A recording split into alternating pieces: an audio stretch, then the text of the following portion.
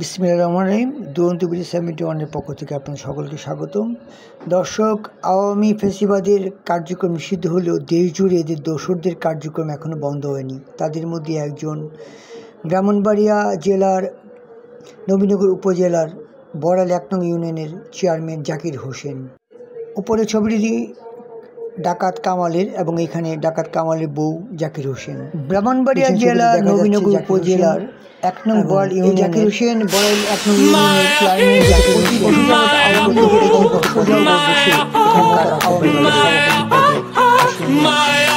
আওয়ামী লীগের ক্ষমতা জোরে তিনি 43 শতক সরকারি খাস জমি দখল করে বাড়ি বানিয়েছেন বড়াল বাজারের উত্তরে হিন্দু বাড়ির পুকুর পাড়ে।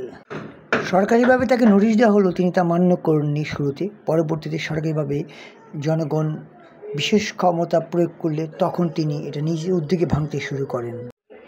বড়াল ইউনিয়নের এই কুখ্যাত জাকির হোসেন খুন, ভাঙচুর, অগ্নিসংযোগ মামলার ওয়ারেন্টভুক্ত আসামি।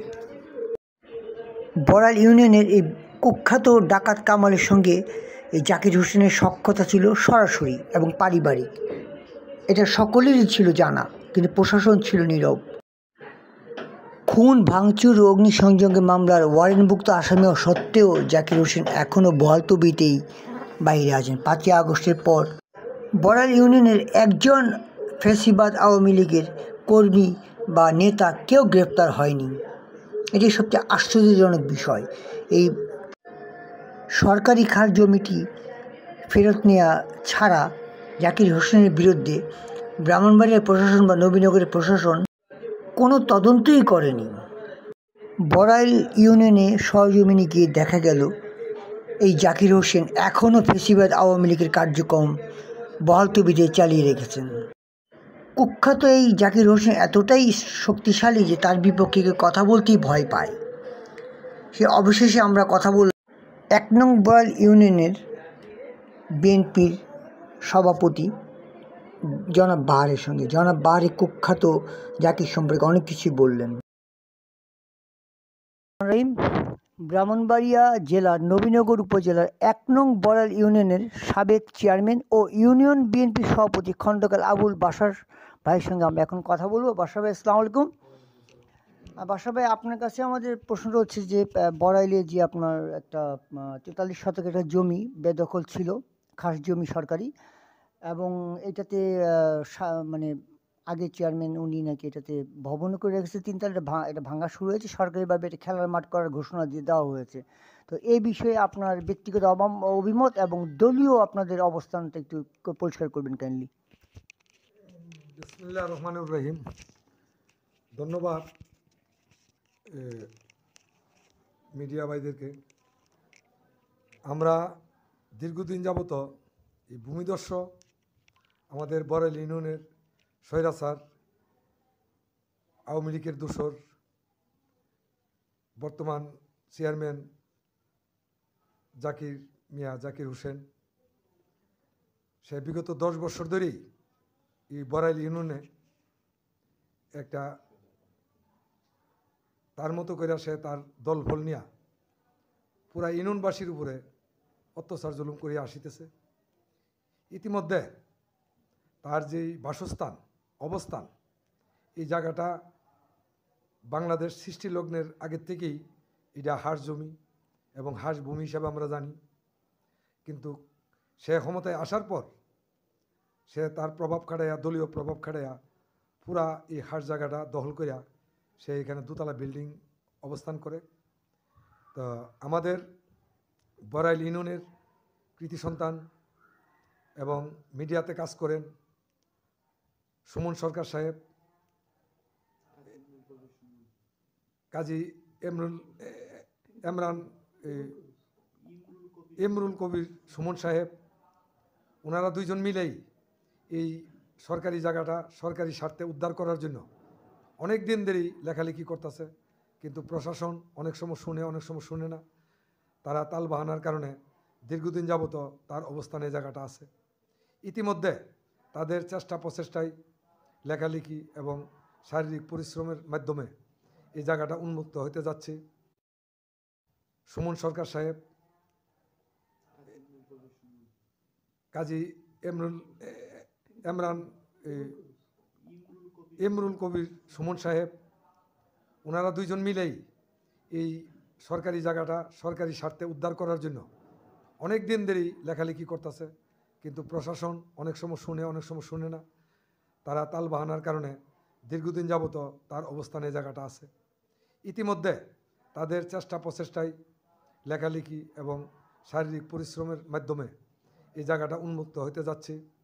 আমি আমার বড়াইল ইউনিয়নবাসীর পক্ষের থেকে আমি আমাদের এই মিডিয়া দুইজন আমার ছোটো ভাইদেরকে আমি স্বাগতম জানাই, কারণ বহুদিন পর আমাদের একটা জায়গা সরকারি হাট জায়গা উদ্ধার হতে যাচ্ছে। এটা আমাদের বড়াইল গ্রামের বা বড়াইল ইউনিয়নের যে সমস্ত ছেলেবেলেরা আছে এবং স্কুলের ছাত্রছাত্রীরা, তাদের একটা খেলার মাঠ হবে এবং উন্মুক্ত থাকবে, ইউনিয়নের একটা সৌন্দর্যতা বাড়বে। আর বিশেষ করে বর্তমানে আওয়ামী লীগ দোসররার যেই পরিস্থিতি বা যে পরিবেশ, এই পরিবেশ এটা তোয়াক্কা না করিয়া বর্তমান চেয়ারম্যান জাকির সে তার বাহিনী নিয়ে ইউনিয়নের প্রায় জায়গাতেই মিটিং এবং সলা পরামর্শ, কীভাবে আওয়ামী লীগকে আবার পুনর্বাসন করা যায় এবং আওয়ামী লীগের ক্ষমতা কীভাবে আবার পুনরায় ফিরে আনা যায় ইত্যাদি নিয়ে সে প্রায় জায়গাতেই টহল দেয় এবং মিটিং করে। আমরা অনেকবার অনেক সময় প্রশাসনের স্বর্ণপূর্ণ হয়েছি এবং অনেক লেখালেখিও করছি, কিন্তু কোনো ইতিবাচক সাড়া পাই না। সে তার মতো করে ইউনিয়নে চলতেছে এবং তার আগের যে সমস্ত ক্ষমতা সে ব্যবহার করছে বা যেভাবে ছিল সে এখনও এই ক্ষমতা ব্যবহার করে আসছে বা ব্যবহার করতেছে। আমরা ইউনিয়নবাসী এখনও তার বাহিনীর বা তার যে সমস্ত কর্মকাণ্ড, এই সমস্ত বইয়ে এখনও আমরা আতঙ্ক।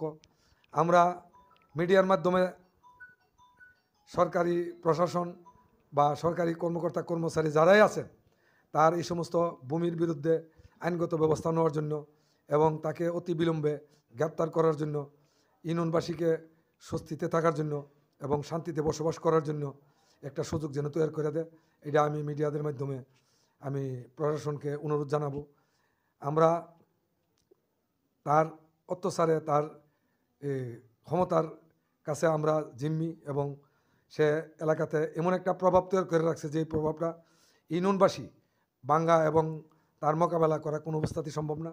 তো কারণেই প্রশাসনের হস্তক্ষেপ ছাড়া তাকে দমন করা বা তার অবস্থান ভাঙ্গা বা শান্তি ফিরে আনা কোনো অবস্থাতেই সম্ভব না।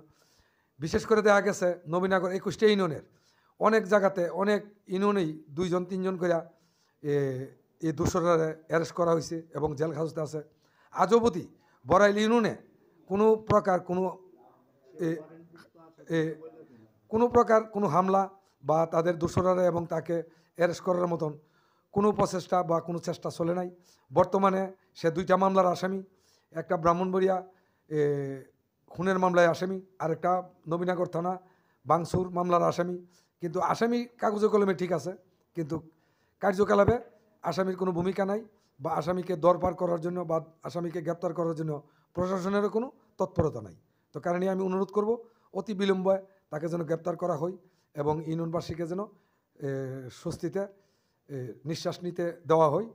আমি অনুরোধটুকু আবারও জানায়া আমি বর্তমানে বাংলাদেশ জাতীয়তাবাদী দলের বড়াইল ইউনিয়নের সভাপতি এবং এই ইউনিয়নের সাবেক চেয়ারম্যান, বিশেষ করে নবীনগর উপজেলার জাতীয়তাবাদী দলের সহসভাপতি। তো কারণে আমি রাষ্ট্রীয়ভাবে এবং বাংলাদেশের একজন নাগরিক হিসাবে আমার ইউনিয়নের শান্তির লক্ষ্যে আমি অনুরোধ জানাচ্ছি সে এবং তার বাহিনীকে যেন দমন করা হয়। আমি আমার বক্তব্য এখানে শেষ করলাম। আসসালামু আলাইকুম ওয়া রাহমাতুল্লাহি ওয়া বারাকাতুহু।